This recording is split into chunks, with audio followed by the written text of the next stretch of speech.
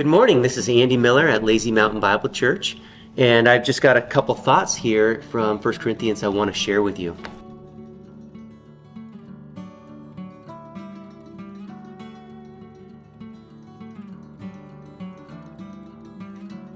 Have you ever heard of the product memory foam?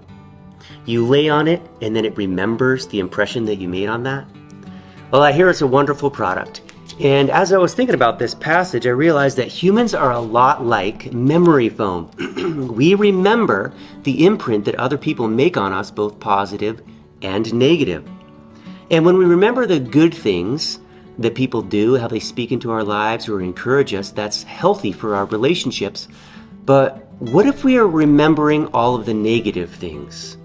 When somebody's unfair or when they're unkind, when they wrong us with their words or their actions, do we add those up? Do we mark those down kind of on in a record in our heart? Do we keep account of those?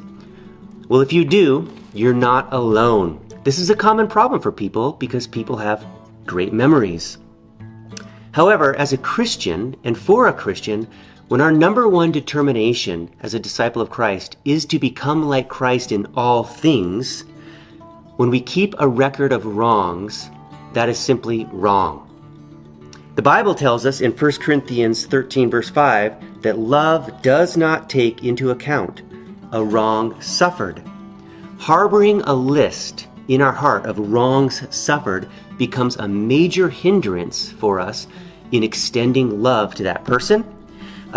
It becomes a source of bitterness, and frankly, it breaks the golden rule of do unto others as you would have them do unto you. Now, as for me, I can't stand it when people are constantly reminding me of my mistakes. So when I do that to other people, I'm not loving. I'm just a big fat hypocrite. In fact, as a disciple of Christ, we're not to be known for our hypocrisy, but we're to be known for our love for one another. Well, Jesus didn't let our ungodliness hinder his kindness towards us. Romans 5:8 says, God demonstrated his own love towards us in that while we were yet sinners, Christ died for us. So how is Jesus able to show us love day after day, moment by moment? Well, I'll tell you. He forgives, and then he lets go. Psalm 103:12 tells us, as far as the east is from the west, that's how far he has removed our transgressions from us. And in Hebrews chapter 8, verse 12, talking about the new covenant, the new promise that's been inaugurated through the blood of Christ, he says this, I will be merciful to their iniquities, and I will remember their sins no more. So God, he does not take into an account a wrong suffered, but he loves us anyway, so neither should we. So do you have a list of wrongs that someone has done to you? Are you harboring those wrongs in your heart? Is that hindering you from extending love to them?